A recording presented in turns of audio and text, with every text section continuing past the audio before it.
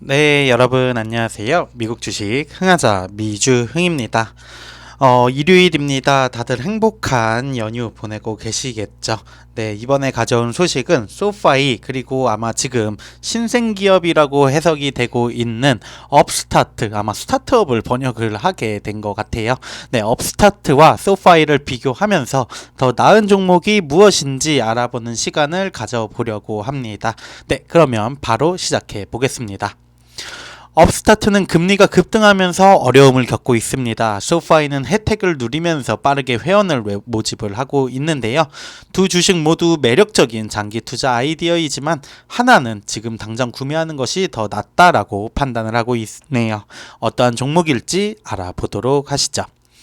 기술은 금융 부분에도 많은 기회를 창출을 하면서 새로운 기업을 위한 길을 열어주고 있습니다. 핀테크가 부각되고 있는 현재 산업의 형태가 그러겠죠. 디지털은행 소파이와 인공지능 기반 대출회사 업스타트가 다 두 가지 예라고 볼 수 있는데요.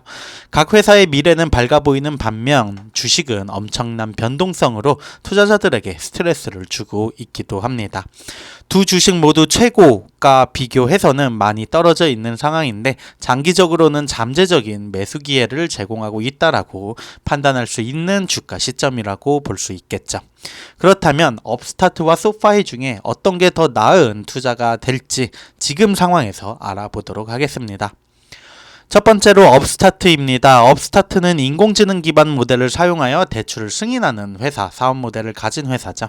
신생 경영진은 신용점수가 오래된 전통적인 방식이라고 생각을 하고 신용도를 결정하기 위해 1000개가 넘는 데이터 포인트를 사용을 하면서 전통적인 신용점수가 간과할 수 있는 차용인의 자격을 잘 충족할 수 있다, 대체할 수 있다라고 얘기를 하면서 사업 모델을 구축을 했습니다.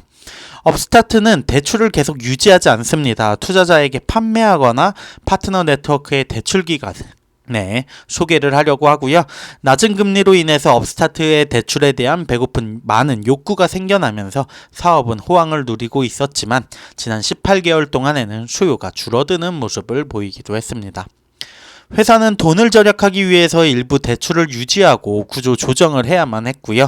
이는 2분기 비갭 순손실이 540만 달러에 불과한 데 도움이 되었습니다.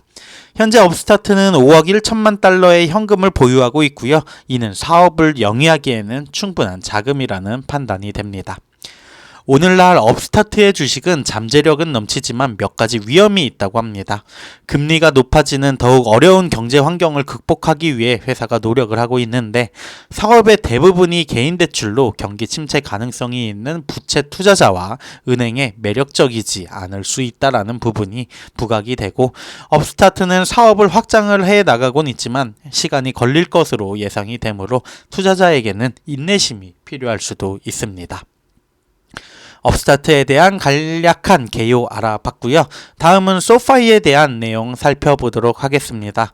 학자금 대출이 있다면 물론 지금 한국에 계신 분들은 아니겠지만 미국에 학자금 대출이 있다면 이미 소파이에 대해서 잘 알고 계실 것입니다. 학자금 대출 제6자는 이제 연방 정부에서 학자금 대출 유예를 동결하기 전에 소파이의 주요 사업이었습니다. 현재 소파이는 그 이상의 사업 모델을 가지고 있죠. 저축과 예금, P2P 결제, 투자, 교육 등을 포함한 은행 상품과 서비스를 제공하는 스마트폰 슈퍼 앱을 갖춘 디지털 은행으로 발돋움해 나가고 있습니다. 소파이의 디지털 모델은 기존 은행들과 차별화가 되고 있는데 오프라인 지점에 대한 비용을 지불할 필요가 없고 사용자는 필요에 따라 앱을 통해 뱅킹 서비스를 진행을 할 수 있습니다.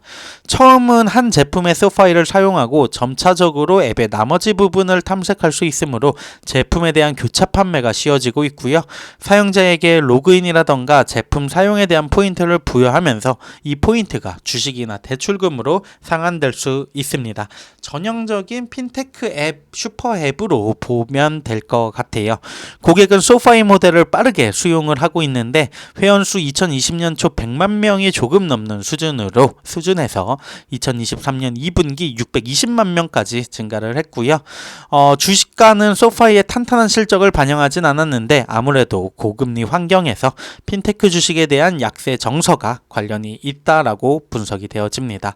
하지만 높은 금리는 소파이와 같은 은행의 이익을 높일 수 있으므로 시장이 주가에 잘못 판단하고 있는 건 아니냐라는 희망론자들의 얘기도 있죠. 그렇다면 어떤 회사가 더 나을지 얘기를 해보도록 하겠습니다. 각 회사는 장기적으로는 상당한 성장 기회를 갖고 있지만 저자는 소파이가 오늘날 매수하기에 더 좋은 주식으로 부상하고 있다라고 판단을 하는 것 같습니다. 단순히 현 경제 상황에서 서로 다른 경험을 갖고 있는 두 회사를 살펴보면 알 수 있는데 업스타트는 대출 기간이 위험을 식별하는 방식을 바꾸려고 노력을 하고 있고 이는 사람들이 인플레이션으로 어려움을 겪고 있고 은행이 보다 신중한 상황에서 잠재적으로 판매하기는 어려울 수 있습니다. 이는 승인한 대출을 판매하려는 업스타트의 노력에서 나타나고 있는데 한편 소파이는 금리가 인상됨에 따라서 순이자 이익이 폭발적으로 증가하는 것을 확인을 하고 있습니다. 학자금 대출 동결은 이제 중단이 되었고 학자금 대출 재용자에 대한 억눌린 수요가 소파이의 숫자로 나타나기 시작하면서 비즈니스의 또 다른 촉매제가 될 수 있다라는 부분이 긍정적인 요소이고요.